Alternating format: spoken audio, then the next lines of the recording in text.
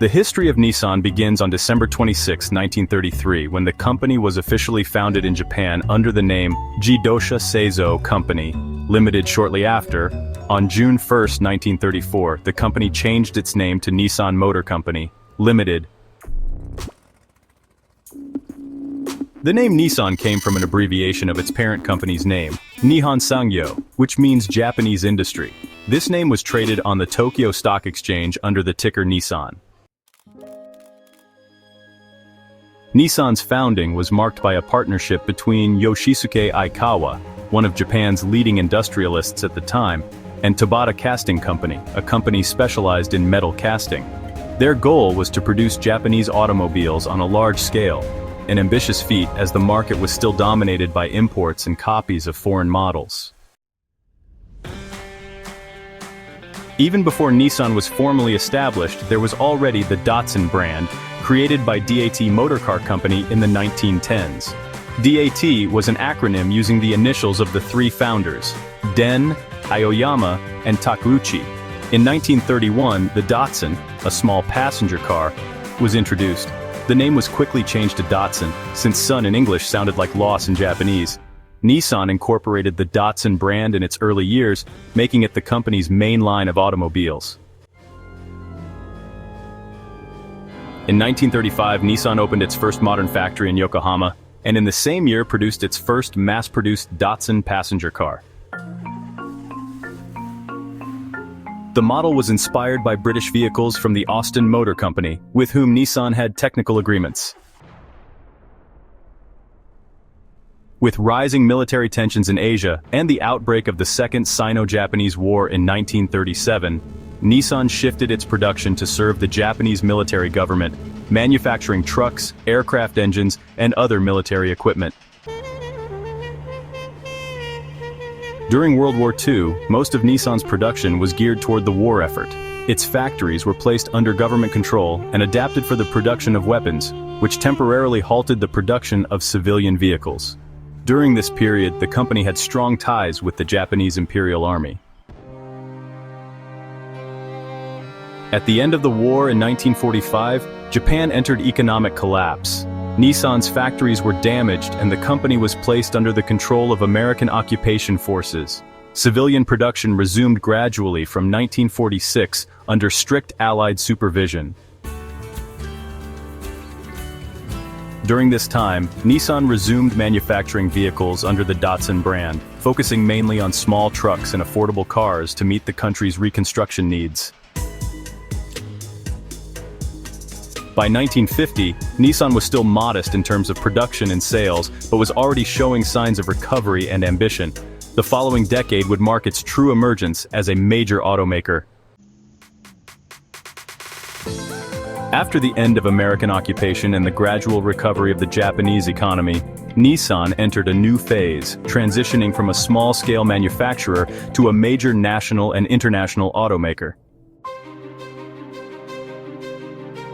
In 1951, Nissan launched one of its most iconic models, the Nissan Patrol, a rugged 4x4 utility vehicle inspired by the American Jeep. It was designed for military use, exploration, and rural work, and over the years became one of the most respected SUVs in the world, a direct competitor to the Toyota Land Cruiser. During the 1950s, Nissan focused on expanding its production capacity. The company also maintained technical collaboration with Austin Motor Company, allowing it to manufacture Austin models under license in Japan. This experience helped Nissan improve its engineering and production quality. At the same time, the Datsun brand continued to be used for the company's passenger vehicles. Datsun models were small, economical, and ideal for the Japanese market and future exports. The 1960s were a crucial period for Nissan. In 1960, the company founded Nissan Motor Corporation USA, officially marking its entry into the North American market. The focus was on affordable, reliable, and fuel-efficient cars, features that contrasted with the large and heavy models produced by American manufacturers. In 1966, Nissan merged with Prince Motor Company, another Japanese manufacturer of luxury and sports vehicles. This merger gave rise to a lineage of iconic models such as the Nissan Skyline, which would later lead to the legendary GT-R. In 1969, Nissan launched the Datsun 240Z in the US, a sports car that combined performance, style, and affordability. The model became a huge success, especially in the United States, where it outsold European rivals. The 240Z helped establish Nissan as an innovative and sporty brand. In the 1970s, the world faced the oil crisis of 1973, which caused fuel prices to skyrocket. In this context, Japanese cars, small and fuel-efficient, became extremely attractive in the US and Europe. Nissan, with its well-established Datsun line, took advantage of the moment to further expand its global sales. By 1975, Nissan was already one of the largest automakers in Japan and a growing global force, known for its quality, reliability, and cost-effectiveness. The Datsun brand was still widely used abroad, while Nissan was predominant in Japan. After the success of the 1970s, Nissan entered the 1980s as a global automotive powerhouse, but also faced significant industry and internal changes. During the 1980s, Nissan invested heavily in globalizing its brand. Until then, many of its cars were sold outside Japan under the Datsun name.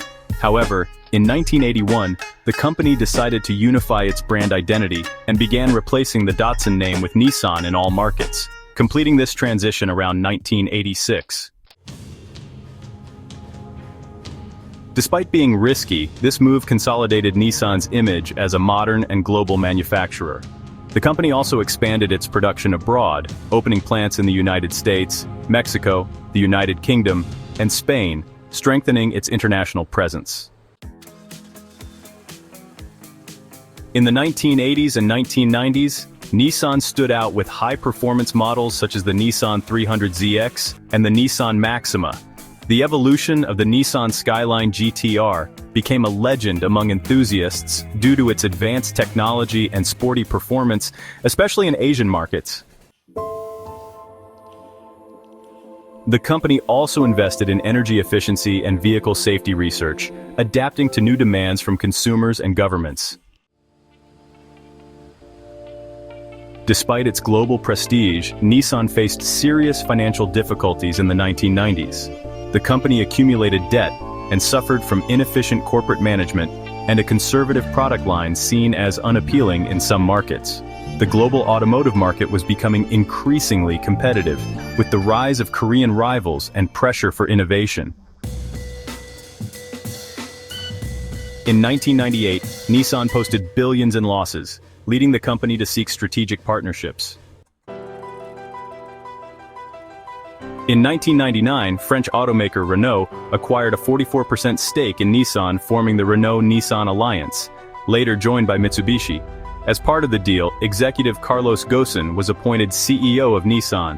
Ghosn implemented a radical restructuring plan. He closed factories, cut costs, eliminated redundant management positions, and completely revamped the product line. The plan succeeded, and within a few years, Nissan returned to profitability in what is considered one of the biggest turnarounds in automotive history. Following the restructuring led by Ghosn in the late 1990s, Nissan entered the 2000s leaner, modernized, and ambitious. This new phase marked a period of global expansion, a focus on technology, and leadership in electric vehicles.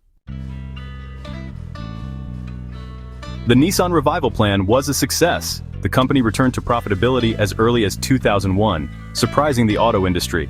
Carlos Ghosn was hailed as a hero in Japan, a rare honor for a foreign executive, and became a symbol of efficiency and modernization.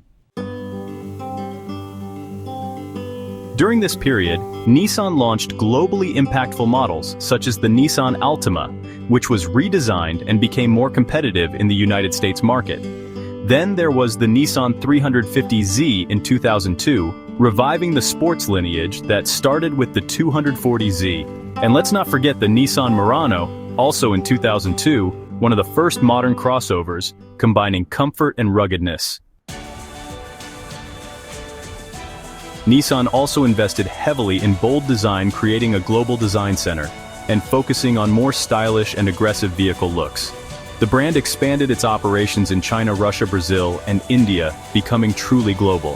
Nissan positioned itself as an automaker of innovation and technology. But the decade's most significant milestone came in 2010, with the launch of the Nissan Leaf, the first mass-produced 100% electric car by a major automaker. The Leaf symbolized Nissan's commitment to sustainability and the future of mobility. It won several awards and became, for years, the best-selling electric car in the world. With the Leaf's success, Nissan gained prominence as a pioneer in electrification.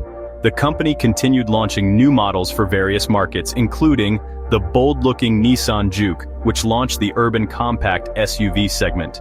The continued evolution of the GTR, maintaining its sporty tradition with high technology. The expansion of SUVs like the X-Trail and Rogue, popular in Europe and the US.